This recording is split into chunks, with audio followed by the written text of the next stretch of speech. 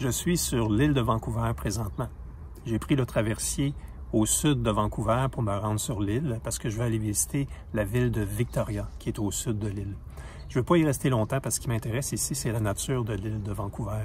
Donc, après avoir visité rapidement Victoria, je vais remonter vers le nord un peu, parce que l'île est quand même très très longue. Je vais remonter un peu au nord pour pouvoir reprendre à la fin de mon trip un traversier qui va m'amener au nord de Vancouver, parce que mon objectif après ça, c'est de continuer à monter au nord de Vancouver pour aller vers Whistler. Après ça, retraverser dans les Rocheuses à Banff, et puis après ça, peut-être monter vers Edmonton et continuer jusqu'au Yukon, puis éventuellement jusqu'en Alaska. Et puis, déjà en arrivant, c'est très très facile de se trouver des beaux endroits tranquilles, comme ici, la plage. Alors, c'est pas une plage de sable fin, c'est une plage de gravier ou de galets. Mais elle est très très longue, elle est très très belle. Et là, c'est le coucher de soleil, donc j'en profite, je prends une grande marche le long de la plage. Et puis demain, je vais continuer à explorer l'île de Vancouver. Tel que prévu, le lendemain matin, je suis parti pour Victoria, qui est la capitale de la Colombie-Britannique. On aperçoit ici le Parlement. Et ici, ça se trouve à être le centre des congrès. Et oui, il y a vraiment un palmier ici en bas à droite. Il y a un beau petit port de plaisance juste en avant du Parlement. La ville a été fondée en 1843 par la Compagnie de la baie d'Hudson et elle ne compterait environ que 100 000 habitants actuellement. Le centre-ville est très agréable à marcher avec ses rues piétonnes. Le quartier du Market Square est très intéressant à visiter. Par contre, en semaine, il n'est pas très occupé. Mon prochain arrêt sur les choses que je vais voir se situe à Duncan. La raison pour laquelle j'arrête à Duncan, c'est que dans le centre-ville de Duncan, il y a un chemin à parcourir qui est parsemé, si on peut dire, de totems. Donc, il y a un parcours, on suit le parcours et ça nous fait voir différents totems qu'il y a dans le centre-ville de Duncan.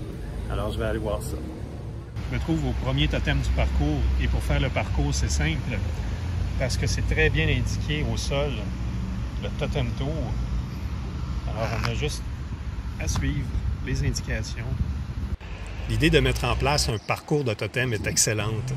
À suivre le parcours, on finit par visiter la ville au complet, son centre-ville et ses annexes. Donc, c'est vraiment intéressant pour ça. Il y a évidemment beaucoup plus de totems que ceux que je vous montre présentement. Et chaque totem a une plaque expliquant sa signification. Mon prochain arrêt est à Nanaimo, en territoire des Premières Nations. Un des endroits que je voulais visiter, c'est le Petroglyph Park. Il est supposé y avoir des dessins dans la roche, si on peut dire. Alors, j'ai hâte de voir ça. Ils ont été sculptés, semblerait-il, il y a à peu près 1000 ans, avec des outils de pierre. Ils sculptaient la pierre pour faire des dessins qui représentaient des cérémonies. On m'a suggéré l'arrêt suivant pour son côté très pittoresque. À première vue, il peut s'agir d'un marché bien ordinaire, mais quand on y regarde de plus près, on s'aperçoit que sur le toit, il y a plein de verdure. Mais à quoi peut bien servir cette verdure?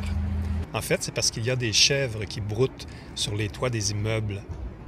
Je l'avoue, c'est un bon coup de marketing pour faire arrêter les touristes au marché.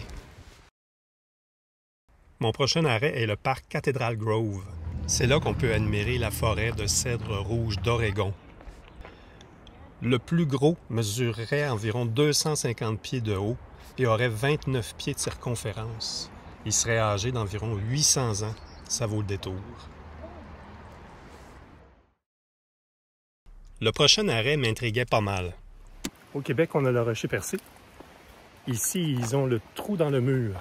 Donc, je vais aller voir ça, de quoi ils retournent avec ce trou dans le mur.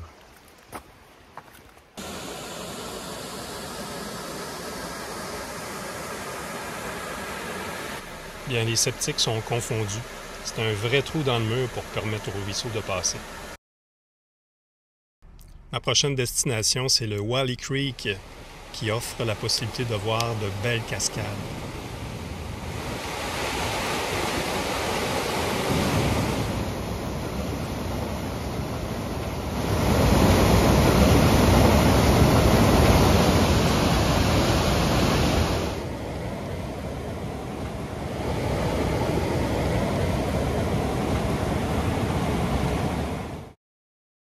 La dernière destination pour moi sur l'île est le Pacific Rim Park.